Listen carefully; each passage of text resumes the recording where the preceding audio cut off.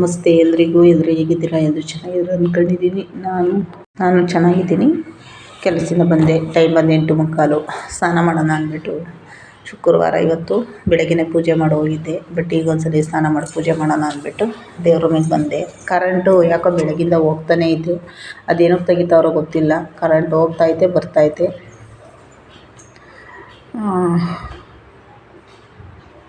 ಪೂಜೆ ಮಾಡೋಣ ಅಂತ ಹೇಳಿ ದೇವ್ರ ರೂಮಿಗೆ ಬಂದೆ. ದೇವ್ರ ರೂಮಿಗೆ ಬಂದು ಪೂಜೆ ಮಾಡೋಕ್ಕೆ ದೀಪ ಹಚ್ಬೇಕಷ್ಟೇ, ಇನ್ನೇನಿಲ್ಲ. ಬೆಳಗ್ಗೆನೇ ಎಲ್ಲ ಮಾಡೋಗಿದ್ನಲ್ಲ, ಈಗ ಒಂದ್ಸರಿ ದೀಪ ಹಚ್ಚೋಣ ಅಂದ್ಬಿಟ್ಟು ಸ್ನಾನ ಮಾಡ್ಕೊಂಡು ಬಂದು ಇನ್ನು ಕೆಲಸ ಐತೆ ಮಾಡೋದು. ಎಲ್ಲ ಕೆಲಸ ಬೆಳಗ್ಗಿಂದ ಮಾಡ್ತಾನೆ ಇರ್ತೀನಿ. ಅಂದರೆ ಬೆಳಗ್ಗೆ ಎಲ್ಲ ಮಾಡೋಗಿರ್ತೀನಿ, ಮತ್ತು ಅಲ್ಲಿ ಕೆಲಸ ಮುಗಿಸ್ಕೊಂಡು ಬಂದು ಇಲ್ಲೂ ಮಾಡ್ತಿರ್ತೀನಿ. ಕೆಲಸ ಯಾವಾಗಲೂ ಇದ್ದಿದ್ದೇನೆ. ಅದಕ್ಕೆ ಇವತ್ತು ಫೋಟೋದ ಮುಂದೆ ಕೂತ್ಕೊಂಡು ಸುಮ್ಮನೆ ಒಂದು ದೀಪ ಹಚ್ಬಿಟ್ಟು ಒಂದು 5 ನಿಮಿಷ ಕೂತ್ಕೊಳ್ಳೋಣ ಅಂತ. ಯಾಕೋ ಒಂದು 10 ನಿಮಿಷ 20 ನಿಮಿಷ ಕೂತ್ಕೊಂತೀನಿ ದೇವ್ರ ಮುಂದೆ. ನಾನು ನಮ್ಮ ತಾಯಿ ಯಾವ ಥರನೋ ನಾನು ಅದೇ ಥರನೇ. ಅಂದರೆ ನಮ್ಮ ತಾಯಿ ಅಂದರೆ ನಮ್ಮಮ್ಮ. ಇವತ್ತು ನಾನು ಕೆಲವೊಂದು ವಿಷಯನ ಮಾತಾಡಬೇಕು ಅಂತೇಳಿ, ಅಂದರೆ ನನ್ನ ಒಂದು ಕೆಲಸದ ಬಗ್ಗೆ ನಾನೇ ಹೇಳಬೇಕು ಅಂದ್ಕೊಂಡಿದ್ದೀನಿ. ನಾನು ಹೇಳ್ತೀನಿ ಅದನ್ನು. ನಮಗೆ ನಾವು 10-11 ವರ್ಷದ ಹುಡುಗಿಯಿಂದಲೂ ನಮ್ಮ ತಾಯಿ ಜೊತೇಲಿ ಕೆಲಸ ಮಾಡ್ಕೊಂಡು ಬಂದಿದ್ದೀವಿ. ನಮ್ಮ ತಾಯಿ ಯಾವ ಥರನೋ ನಾವು ಅದೇ ಥರನೇ.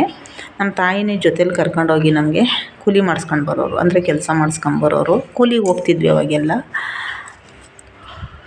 ನಮ್ಮ ತಾಯಿ ದಬಾಯಿಸ್ಕೊಂಡು ಕೆಲಸ ಮಾಡ್ಕೊಂಬಂದ್ಬಿಡ್ತಾರೆ ಎಲ್ಲೇ ಹೋದ್ರೂ. ಇವತ್ತು ನಮ್ಮ ತಾಯಿಗೆ ಅಷ್ಟು ವಯಸ್ಸಾಗಿದ್ರು ಪೈರು ಹಾಕಕ್ಕೆ ಬಿಟ್ಟರೆ, ರಾಗಿ ಪೈರು ಹಾಕಕ್ಕೆ ಬಿಟ್ಟರೆ ಎಲ್ಲರಿಗೂ ನನಗಿಂತಲೂ ಮುಂದಾಗಿ ನಮ್ಮ ತಾಯಿ ಇರ್ತಾರೆ. ನಮ್ಮ ತಾಯಿಯಷ್ಟು ಶಕ್ತಿ ನಮಗಿಲ್ಲ, ನಮ್ಮ ಅಮ್ಮನಷ್ಟು ಶಕ್ತಿ ನಮಗಿಲ್ಲ. ಅಷ್ಟು ಕೆಲಸ ನಮ್ಮಮ್ಮ ಮಾಡ್ತಾರೆ. ಇವತ್ತು ಅಡುಗೆ ಮಾಡೋಕ್ಕೆ ನಿಂತ್ಕೊಂಡ್ರೆ 1/4 ಗಂಟೆಗೆಲ್ಲ ಅಡುಗೆ ಮಾಡಕ್ಕೆ ಬಿಡ್ತಾರೆ ನಮ್ಮಮ್ಮ.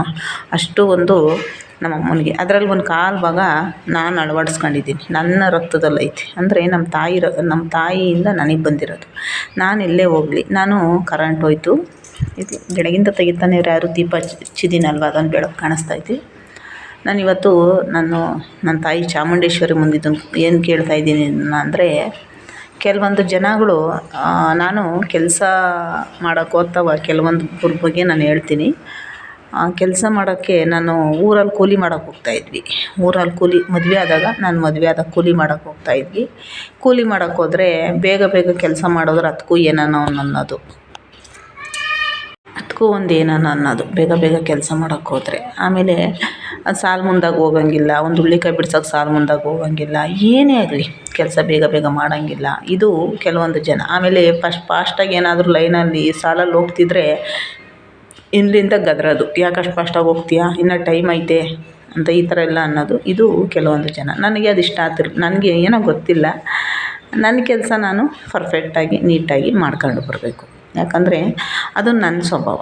ಇವನ್ನ ನಾನು ಊರುಗಳಲ್ಲೆಲ್ಲ ಅನುಭವಿಸಿ ಬಂದಿದ್ದೀನಿ. ನಾವು ಕಟ್ಟೆ ಕೆಲಸ, ಕೆರೆ ಕೆಲಸ ಅಂತ ಕೊಡ್ತಾಯಿದ್ರು ಅವಾಗೆಲ್ಲ ಕಟ್ಟೆ ಕೆರೆ ಕೆಲಸ ಅಂತ ಹೋಗ್ತಾಯಿದ್ವಿ ಊರುಗಳ ಕಡೆ. ಕಟ್ಟೆಗೆ ಮಣ್ಣು ಹಾಕೋದು, ಕೆರೆಗಳೆಲ್ಲ ಇದು ಮಾಡೋದು, ರೋಡ್ ಕೆಲಸಕ್ಕೆ ನಾನು ಯಾವತ್ತೂ ಹೋಗಿಲ್ಲ. ಕಟ್ಟೆ ಕೆಲಸಕ್ಕೆ ಹೋಗಿದ್ದೀನಿ. ಮತ್ತು ತೋಟದಲ್ಲಿ ಮಣ್ಣು ಹೊರಕ್ಕೆ ಹೋಗಿದ್ದೀನಿ. ಅಡಿಕೆ ತೋಟಕ್ಕೆ ಮಣ್ಣು ಹಾಕೋಕ್ಕೆ ಅಂತ ಕರೆಯೋರು. ಅಡಿಕೆ ತೋಟ, ತೆಂಗಿನ ತೋಟಕ್ಕೆಲ್ಲ ಮಣ್ಣು ಹಾಕ್ಸೋರು. ಅಲ್ಲಿ ಹೋಗಿದ್ದೀನಿ. ಒಂದ್ಸಲ ನಮ್ಮೂರ ಹತ್ರ ಒಂದು ಊರು ಐತೆ. ನಮ್ಮೂರ ಹತ್ರ ಒಂದು ಊರು. ಆ ಊರು ಒಂದು ಹಳ್ಳಿ. ಅಲ್ಲಿ ಕಟ್ಟೆ ಕೆಲಸ ಬಂದಿತ್ತು. ಹೋದರೆ ನಾನು ಯಾವ ಥರ ಅಂದರೆ, ತಳದ ಮಂಕ್ರಿ ಗೊತ್ತಿರುತ್ತೆ ಎಲ್ಲರಿಗೂ. ಮಣ್ಣೋರವ್ರಿಗೆ ಗೊತ್ತಿರುತ್ತೆ ಇದು. ಮಣ್ಣು ಹೊತ್ತಿರೋರಿಗೆ ಗೊತ್ತಿರುತ್ತೆ. ನಮ್ಮ ಹಳ್ಳಿ ಸೈಡ್ ಎಲ್ಲರಿಗೂ ಗೊತ್ತಿರುತ್ತೆ. ತಳದ ಮಂಕ್ರಿ ಅಂತ ಕೊಡ್ತಾರೆ. ತಳದ ಮಂಕ್ರಿ ಕೊಟ್ಟರೆ ಮೇಲಕ್ಕೆ ಮಣ್ಣುಗಳು ಹೋಗೋದು. ತಳದ ಮಂಕ್ರಿ ಒರೆಸೋಕ್ಕೆ ಎಲ್ಲರೂ ಇದು ಮಾಡೋರು, ಅಂದರೆ ಹೊರೋರು.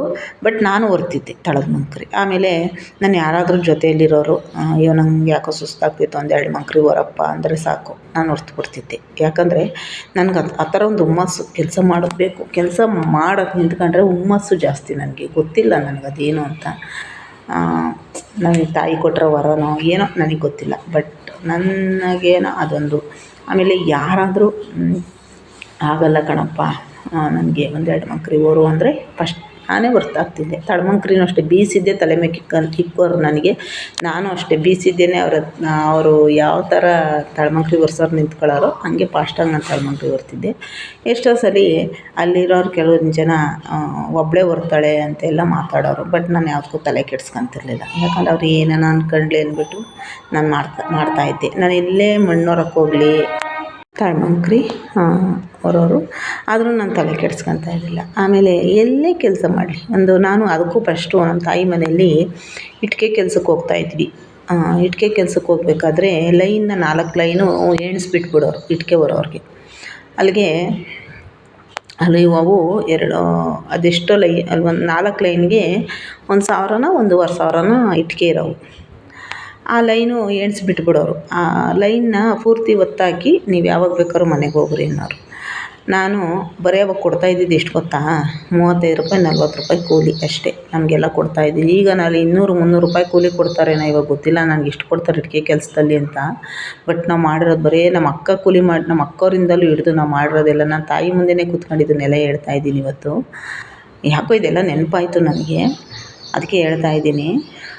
ನಮ್ಮ ಅಕ್ಕವರೆಲ್ಲ ಕೂಲಿ ಮಾಡ್ಬೇಕಾದ್ರೆ ಬರೀ 25 ರೂಪಾಯಿ 35 40 ರೂಪಾಯಿ ಕೂಲಿ ನಮಗೆಲ್ಲ ಅವಾಗೆಲ್ಲ. ಅಷ್ಟು ಇಟ್ಟಿಗೆ ಒತ್ತಾಕಿ ನೀವು ಯಾವಾಗನ ಹೋಗ್ರಿ ಅನ್ನೋರು. ನಾನು ನಿಜವಾಗ್ಲೂ ಕಾಂಪಿಟೇಷನ್ ಮೇಲೆ ಇಟ್ಟಿಗೆ ಹೊರ್ತಿದ್ದೆ. ಅದು ಎಂಥ ಇಟ್ಟಿಗೆ ಗೊತ್ತಾ, ಅವು ಒಣಗಿ ನಿಂತ್ಕೊಳ್ತಾ ಇರಲಿಲ್ಲ ಇಟ್ಟಿಗೆ, ಒಣಗಿರೋ ಇಟ್ಟಿಗೆ ತೂಕ ಆಗ್ತಾ ಇರಲಿಲ್ಲ. ಬಟ್ ಅವು ಅರ್ಧ ಒಣಗಿರೋ ಇಟ್ಟಿಗೆ ಸೆಡ್ಡಲ್ಲಿ ಬಾಕ್ಸ್ ಇಟ್ಟಿಗೆ, ಇವು ಟೇಬಲ್ ಇಟ್ಟಿಗೆ ಅಲ್ವಾ. ಟೇಬಲ್ ಇಟ್ಟಿಗೆ ಹಾಕಿರೋರಿಗೆಲ್ಲ ಗೊತ್ತಿರುತ್ತೆ. ಟೇಬಲ್ ಇಟ್ಟಿಗೆನ ಲೈನಲ್ಲಿ ಇಳಿಸ್ತಾರಲ್ಲ ಅವು ಸೆಡ್ ಒಳಗಡೆ, ಅವು ಅರ್ಧ ಒಣಗಿರೋವು. ಅಂಥ ಇಟ್ಟಿಗೆನ ಈಚೆ 1,000 1 ಗಂಟೆ 1:30 ಅಷ್ಟೊತ್ತು ಗೊತ್ತಾಗಿ ಹೋಗ್ಬಿಡ್ತಿದ್ವಿ. ಒಂದೊಂದು ದಿವಸ 12ವರೆಗೆ ಆಗೋಗ್ಬಿಡೋದು. ಅಷ್ಟು ಫಾಸ್ಟಾಗಿ ಹೊರ್ತಾ ಇದ್ದೆ ನಾನು. ಅಷ್ಟು ಫಾಸ್ಟಾಗಿ ನಾನು ಕೆಲಸ ಮಾಡ್ತಾಯಿದ್ದಳು. ನಾನು ಯಾವತ್ತೂ ನಾನು ಬುದ್ಧಿ ಕಂಡಾಲಿಂದ ಸೋಂಬೇರಿತನ ನಾನು ಯಾವತ್ತೂ ಪಟ್ಟಿಲ್ಲ. ನಾನು ಮದುವೆ ಆದಮೇಲೂ ಒಂದೊಂದು ತುಂಡ ಅಂದರೆ ನಮ್ಮ ಕಡೆ ಒಂದೊಂದು ಮುಕ್ಕಾಲು ಜಮೀನು ಅಂದರೆ ಎಲ್ಲ ಜೋಳ ಹಾಕ್ತೀವಲ್ವ, ಒಂದೊಂದು ತುಂಡ ಒಂದೊಂದು ಕೊಡ್ತ ಅಂತ ಅಂತೀವಿ ನಾವು. ಸಣ್ಣದಾಗಿರೋ ಕೊಡ್ತ ಅಂತೀವಿ. ಅದರಲ್ಲಿ ಒಬ್ಬೊಬ್ಬಳೇ ಜೋಳ ಕುಯ್ದು ಒಬ್ಬೊಬ್ಬಳೇ ಸುಲಿದು ಹೊತ್ತಾಕ್ತಾಯಿದ್ದೆ ಮನೆ ಹತ್ರ. ಯಾರು ಬಂದು ನನ್ನ ಸಪೋರ್ಟಿಗೆ ನಿಂತ್ಕೊಳ್ತಾ ಇರಲಿಲ್ಲ. ಅಷ್ಟು ಫಾಸ್ಟಾಗಿ ನಾನು ಕೆಲಸ ಮಾಡ್ಕೊಂಡು ಬಂದಿರೋಳು. ನಾನು ಎಲ್ಲೇ ಹೋಗಲಿ ಇದನ್ನು ನಾನು ಏನಕ್ಕೆ ಹೇಳ್ತಾ ಇದ್ದೀನಿ ಗೊತ್ತಾ, ನಾನು ಇವತ್ತು ಫ್ಯಾಕ್ಟ್ರಿಗೆ ಮಾಡಿರ್ಬೋದು, ಇವತ್ತು ನಾನು ಎಲ್ಲೇ ಮಾಡಿರ್ಬೋದು, ಆದರೂ ನಾನು ವಾದ ಮಾಡ್ತಾ ಇರಲಿಲ್ಲ. ನೀನು ಮಾಡು ನಾನು ಮಾಡು ಅಂತ ಯಾವತ್ತೂ ನಾನು ವಾದ ಮಾಡಿಲ್ಲ. ನನಗೆ ವಾದ ಅಂದ್ರೇ ಆಗಲ್ಲ. ವಾದ ಮಾಡೋರು ಕಂಡ್ರೂ ನನಗಾಗೋದಿಲ್ಲ. ಕೆಲಸದ ಹತ್ರ ಮಾತ್ರ, ಈ ಕೆಲಸದ ವಿಷಯದಲ್ಲಿ ನಾನು ವಾದ ಮಾಡಬಾರ್ದು. ವಾದ ಮಾಡೋರ ಜೊತೆ ನಾನು ಕೆಲಸನೇ ಮಾಡಲ್ಲ.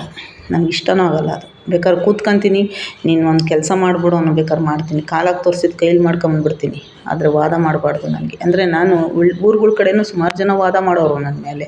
ಬಟ್ ನಾನು ತಲೆ ಕೆಡ್ಸ್ಕೊಳ್ತಾ ಇರಲಿಲ್ಲ, ಮಾಡಿ ಬಂದುಬಿಡ್ತಿದ್ದೆ. ಸುಮಾರು ಜನ ವಾದ ಮಾಡೋರು, ಅಯ್ಯೋ ಎಷ್ಟು ಜನ ವಾದ ಮಾಡೋರು ಅಂದರೆ, ನಾವು ವಾದ ಮಾಡಿರೋರನ್ನೂ ನಾನು ನೋಡ್ಕೊಂಡು ಬಂದಿದ್ದೀನಿ. ಇವತ್ತು ಇದೆಲ್ಲ ನಾನು ಹೇಳಬೇಕಾಗಿರೋದು ಹೇಳಿದೆ. ನನ್ನ ಮನಸ್ಸಿನ ಮಾತು. ಕರೆಂಟ್ ಹೋಗೈತೆ, ನನ್ನ ತಾಯಿ ಮುಂದೆ ಕೂತಿದ್ದೀನಿ. ನನಗೆ ಯಾಕೆ ಹಳೆದೆಲ್ಲ ನೆನಪಾಯಿತು, ವಾದಗಳು ಯಾವ ಥರ ಮಾಡ್ತಾರೆ ಅಂತ ನನಗೆ ಬೇಜಾರಾಯಿತು. ಇಷ್ಟೆಲ್ಲ ಕೆಲಸ ಮಾಡ್ಕೊಂಬಂದಿದ್ದೀನಿ. ಒಬ್ಬೊಬ್ಬಳೇ ಜೋಳ ಕುಯ್ದು ಜೋಳ ಸುಲಿದು ಜೋಳ ಹೊತ್ತು ಮಂತಕ್ಕೆ ಹಾಕಿದ್ದೀನಿ. ಅಷ್ಟು ಒಂದು ಕೆಲಸ ಮಾಡ್ಕೊಂಡು ಬಂದಿರೋಳು ನಾನು. ನನಗೆ ನಾನು ಮದುವೆ ಮಾಡ್ಕೊಂಡು ಹೋಗಿರೋಂಥ ಕುಟುಂಬದಲ್ಲಿ ನಮ್ಮ ಅತ್ತೆ ಹೇಳ್ತಾ ಇರೋರು, ನಿಂಗೆ ಸಂಸಾರ ಮಾಡೋಕ್ಕೆ ಬರೋಲ್ಲ, ನಿನಗೆ ಹೆಂಗೆ ಜೀವನ ಮಾಡೋಕ್ಕೆ ಬರೋಲ್ಲ, ನಿನಗೆ ನೋಡಿ ಪಕ್ಕದಾಗ ವಾರ್ಗಿತ್ತಿ ಹೆಂಗೆ ಮಾಡ್ತಾಳೆ, ನಿನ್ನ ಬುದ್ಧಿ ಇಲ್ಲ ನಿನಗೆ. ಆಮೇಲೆ ನಿನಗೆ ಸೌದೆ ನೋಡು ಎಲ್ಲ ಬಿಡುವಾಗಿದ್ದರೆ ಸೌದೆ ಕೂಡಾಕಂತಾರೆ, ನಿಂಗೆ ಸೌದೆನೂ ಕೂಡಾಕಣಕ್ಕೆ ಬರೋಲ್ಲ ಅಂತ. ತಿಂಗಳಿಗಾಗೋಷ್ಟು ಸೌದೆ ಕೂಡಾಕ್ಬಿಡ್ತಿದ್ದೆ ನಾನು ನಮ್ಮೂರಲ್ಲಿ. ತಿಂಗಳಿಗಾಗೋಷ್ಟು ಸೌದೆ ಕೂಡಾಕ್ತಾಯಿದ್ದೆ. ಒಂದು ಹುಲ್ ಕುಯ್ಯೋಕ್ಕೆ ಬರೋಲ್ಲ, ದನಿನ ಮೈ ಮೇಲೆ ನೊಣ ಜಾರಬೇಕು ಆ ಥರ ದನ ಮೇಯ್ಸೋಕ್ಕೆ ಬರೋಲ್ಲ ಅಂತ ಹೇಳೋರು. ಈ ಥರ ಎಲ್ಲ ನಾನು ನೋಡ್ಕೊಂಡು ಬಂದಿದ್ದೀನಿ. ಇದೆಲ್ಲ ಕೆಲಸ ಮುಗಿಸ್ಬಂದಿದ್ದೀನಿ. ನಾನು ಮನೆ ಕಟ್ಟಬೇಕಾದ್ರೆ ಊರಲ್ಲಿ ಒಂದು ಮನೆ ಕಟ್ಟಿದ್ದೀನಿ. ನಾನು ಇವತ್ತು ಹೇಳ್ತಾ ಇದ್ದೀನಿ, ಊರಲ್ಲಿ ಒಂದು ಮನೆ ಕಟ್ಟಿದ್ದೀನಿ. ಪಾಯಿಗೆ ಮಣ್ಣು ನಾನು ಒಬ್ಬಳೇ ಎಳೆದಿದ್ದೀನಿ. ನಾನು ಒಬ್ಬಳೇ ಎಳೆದು ಬಂದಿದ್ದೀನಿ ಮಣ್ಣು. ಯಾರ ಮೇಲೂ ವಾದ ಮಾಡ್ತಾ ಇರಲಿಲ್ಲ. ಯಾಕೆ ಮಣ್ಣು ಎಳಿತಾ ಇಲ್ಲ ಅಂತಲೂ ವಾದ ಮಾಡಿಲ್ಲ. ಒಂದು ಡ್ರಮ್ಗೆ 1 ಗಂಟೆ ಆಗಲಿ ಗಾರ್ಮೆಂಟ್ಸಿಂದ ಬಂದು ಡ್ರಮ್ಮಲ್ಲಿ ನೀರು ತುಂಬಿದ್ದೀನಿ. ಅದು ಎಲ್ಲಿ ದೂರದಿಂದ ಅರ್ಧ ಮೈಲಿ ದೂರದಿಂದ ಡ್ರಮ್ಮಿಗೆ ನೀರು ಹೊತ್ತಿದ್ದೀನಿ. ಬೆಳಗ್ಗೆ ಗಾರೆ ಕೆಲಸದವ್ರು ಬರ್ತಾರೆ ಅಂತ ಗಾರ್ಮೆಂಟ್ಸ್ಗೆ ಹೋಗಿ ಬಂದು ಡ್ರಮ್ಮಿಗೆ 1 ಗಂಟೆ ರಾತ್ರಿಗೆ ನೀರು ತುಂಬಿದ್ದೀನಿ. ಇದನ್ನು ನಾನು ಮಾಡಿರೋಂಥ ಕೆಲಸ. ನನಗೆ ವಾದ ಮಾಡೋದು ಇಷ್ಟ ಅಲ್ಲ. ನನ್ನ ಬಗ್ಗೆ ನಾನು ಹೇಳ್ಕೊತಾ ಇದ್ದೀನಿ ಇವತ್ತು ಅಂದರೆ ನನಗೆ ಇಷ್ಟು ನೋವಾಗೈತೆ ಇವತ್ತು ಅಂದರೆ ತುಂಬ ನೋವಾಗೈತೆ, ತುಂಬ ನೋವಾಗೈತೆ. ಅದಕ್ಕೋಸ್ಕರ ನಾನು ಹೇಳ್ಕೊತಾ ಇರೋದು. ನಾನು ಎಲ್ಲನೂ ಸಹ ನಾನು ಇಂಥದ್ದೆಲ್ಲ ಮಾಡಿದ್ದೀನಿ ಅಂತ ನಾನು ಹೇಳೇ ಇಲ್ಲ. ನಾನು ಪ್ರತಿಯೊಂದು ಕೆಲಸನೂ ನನ್ನ ಮುಂದೆ ಹೊಗಳ್ತಾರೆ, ನೀನು ಚೆನ್ನಾಗಿ ಕೆಲಸ ಮಾಡ್ತೀಯ ಅಂತಾರೆ, ಹಿಂದೆ ಮುಂದೆ ಬೈಕೊಂತಾರೆ. ಆದರೂ ಬೈಯೋರಿಗೆಲ್ಲ ತಲೆ ಕೆಡ್ಸ್ಕೊಳಲ್ಲ. ಪರಮಾತ್ಮ ಇವತ್ತು ನಾನು ಹೇಳ್ತಾ ಇರೋದು, ನಾನು ನಿಯತ್ತಾಗಿ ಕೆಲಸ ಮಾಡ್ತೀನಿ, ನಾನು ಆತ್ಮಸಾಕ್ಷಿಯಾಗಿ ಕೆಲಸ ಮಾಡ್ತೀನಿ. ಅದಕ್ಕೆ ದೇವ್ರು ನನಗೆ ಇನ್ನೂ ಚೆನ್ನಾಗಿಟ್ಟಿದ್ದಾನೆ. ನಾನು ಎಲ್ಲೋದ್ರೂ ಕಳೆಬೀಳಕ್ಕೆ ಹೋಗಲ್ಲ, ಕಳೆಬಿದ್ದು ಅವತಾರಗಳು ಆಡೋಕ್ಕೆ ಹೋಗಲ್ಲ ನಾನು. ನನಗದು ಇಷ್ಟವೂ ಆಗಲ್ಲ. ನನ್ನ ಮುಂದುಗಡೆ ಏನು ಕೆಲಸ ಕೊಟ್ಟಿರ್ತಾರೋ ಅದು ಒರ್ಸೋದಾಗಿರ್ಬೋದು, ಗುಡ್ಸೋದಾಗಿರ್ಬೋದು, ಇಲ್ಲ ಬಾತ್ರೂಮ್ ತೊಳೆಯೋದಾಗಿರ್ಬೋದು, ಇಲ್ಲ ಬೀದಿಲಿ ಕಸ ಗುಡ್ಸೋದಾಗಿರ್ಬೋದು, ಬೀದಿಲಿ ಚರಂಡಿ ಎತ್ತೋದಾಗಿರ್ಬೋದು, ಏನೇ ಆಗಿರ್ಬೋದು ನನ್ನ ಕೆಲಸ ನಂದಷ್ಟೇ. ನನ್ನ ಕೆಲಸದ ಮೇಲೆ ನಾನು ಶ್ರದ್ಧೆ ಭಕ್ತಿಯಿಂದ ನಾನು ಕೆಲಸ ಮಾಡ್ತೀನಿ. ಶ್ರದ್ಧೆಯಿಂದ ಭಕ್ತಿಯಿಂದ ಕೆಲಸ ಮಾಡೋದಕ್ಕೆ ನನಗೆ ದೇವ್ರು ಎಲ್ಲೋದ್ರೂ ನಂಗೆ ಚೆನ್ನಾಗಿ ಇಟ್ಟವನೇ, ನನಗೆ ಅನ್ನನೂ ಸಿಗುತ್ತೆ. ಆದರೆ ಕಳ್ಬಿಟ್ಕೊಂಡು ವಾದ ಮಾಡ್ಕೊಂಡು ಪುಕ್ಸಟ್ಟೆ ಸಂಬಳಗಳು ತಗೊಂಡು ಬರೋ ಅವಶ್ಯಕತೆ ನನಗಿಲ್ಲ. ಅದು ನನಗೆ ಬೇಡ. ನಾನು ಕಷ್ಟಪಟ್ಟು ನನ್ನ ಮೈ ಬಗ್ಗಿಸಿ ದುಡಿದು ಜೀವನ ಮಾಡ್ತೀನಿ. ನನ್ನ ಕಡೆ ಉಸಿರಿರೋವರೆಗೂ ಯಾವತ್ತೂ ವಾದ ಮಾಡ್ಕೊಂಡು ನೀನು ಮಾಡಿದಷ್ಟೇ ಮಾಡ್ಕೊಂಡು ಮೇಲೆ ಮಾಡ್ಕೊಂಡು ಬರೋಂಥ ಅವಶ್ಯಕತೆ ನನಗಿಲ್ಲ. ನಾನು ಮಾಡೋದು ಇಲ್ಲ ಕೆಲಸ. ನಾನು ಎಲ್ಲೇ ಕೆಲ್ಸಕ್ಕೆ ಹೋಗಲಿ, ಇದು ನನ್ನ ಒಂದು ಮನಸ್ಸಿನ ಮಾತು. ನಾನು ಇವೆಲ್ಲ ಅನುಭವಿಸ್ಕೊಂಡು ಬಂದಿರೋಳು, ಒಬ್ಬಳೇ ದಬಾಯಿಸ್ಕೊಂಡು ಕೆಲಸ ಮಾಡ್ಕೊಂಡು ಬಂದಿರೋಳು ನಾನು. ಕಷ್ಟ ಸುಖನೆಲ್ಲ ಈಚ್ಕೊಂಡು ಬಂದಿರೋಳು ನಾನು. ನಮ್ಮ ತಾಯಿ ಮನೆಯಲ್ಲೂ ಕಷ್ಟ ಅನುಭವಿಸಿ ಬಂದಿರೋಳು, ನಾನು ಇಲ್ಲೂ ಕಷ್ಟ ಅನುಭವಿಸ್ತೀನಿ. ನನ್ನ ಕಷ್ಟನೇ ನನ್ನ ಜೊತೆಗಿರಲಿ ಅಂದ್ಕೊತೀನಿ ನಾನು. ಯಾಕೆ ಗೊತ್ತಾ, ಕಷ್ಟ ಇದ್ರೇ ಮನುಷ್ಯನಿಗೆ ಬೆಲೆ ಗೊತ್ತಾಗೋದು. ಸುಖ ಪಟ್ಟಂತ ಬರಬಾರ್ದು. ಸುಖ ಬಂದರೆ ಮನುಷ್ಯನಿಗೆ ಬೆಲೆ ಗೊತ್ತಾಗೋದಿಲ್ಲ. ನಾನು ಎಲ್ಲೇ ಹೋದರೂ ಯಾರಿಗೂ ಕಿರಿಕ್ ಮಾಡಲ್ಲ, ಯಾರಿಗೂ ತೊಂದರೆ ಕೊಡಲ್ಲ. ಬಟ್ ನನಗೆ ತೊಂದರೆ ಕೊಡೋರು, ನನಗೆ ಕಿರಿಕ್ ಮಾಡೋರು ತಾಯಿ ತೋರಿಸ್ಕೊಳ್ಳಿ ಅಂತ ತಾಯಿಗೆ ಬಿಟ್ಬಿಡ್ತೀನಿ. ಈ ಥರ ಎಲ್ಲ ಕೆಲಸ ಮಾಡ್ಕೊಂಡು ಹಳ್ಳಿ ಜೀವನ ಬಂದಿರೋರು ನಾವು. ದನ ಮೇಯಿಸಿ ನಾವು ಹೊಲ್ದ ಕೆಲಸನೆಲ್ಲ ಮಾಡಿ ಬಗ್ಗಿಸಿ ಬಂದಿರೋಳು ನಮ್ಮ ಮೈನ.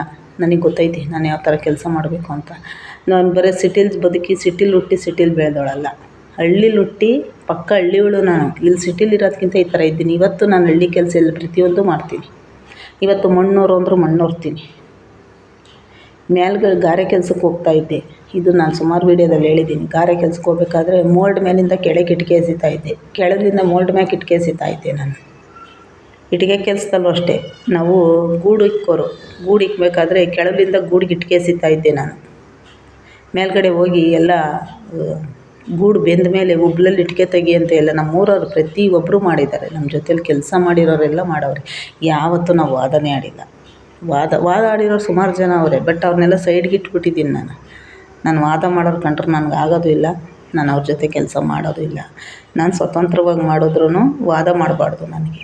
ಆ ಥರ ಕೆಲಸ ಮಾಡ್ಬೇಕು ನಾನು. ವಾದ ವಿವಾದಗಳು ನನಗಿಷ್ಟ ಆಗೋದಿಲ್ಲ.